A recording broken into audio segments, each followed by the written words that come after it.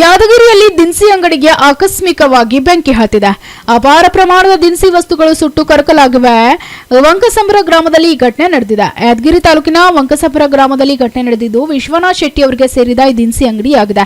55,000 ರೂಪಾಯಿ ನಗದು ಹಣ ಹಾಗೂ 2 ಲಕ್ಷ ರೂಪಾಯಿ ಮೌಲ್ಯದಿಂದ ದಿನಸಿ ವಸ್ತುಗಳು ಸುಟ್ಟು ಹಾನಿಯಾಗಿದ್ದು ಅಗ್ನಿಶಾಮಕ ದಳದಿಂದ ಬೆಂಕಿ ನಂದಿಸುವ ಕಾರ್ಯವಾಗಿತ್ತು. ಗುರುಮಿಟ್ಕಲ್ನ ಪೊಲೀಸ್ ಠಾಣಾ ವ್ಯಾಪ್ತಿಯಲ್ಲಿ ಘಟನೆ ಜರುಗಿದೆ.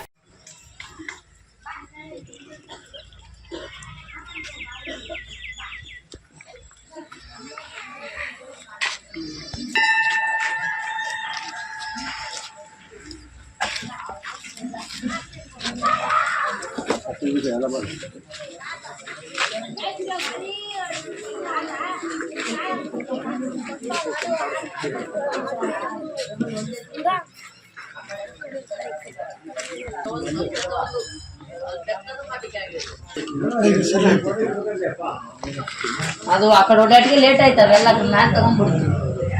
ಅದೇನ 4 ರೂಪಾಯಿ.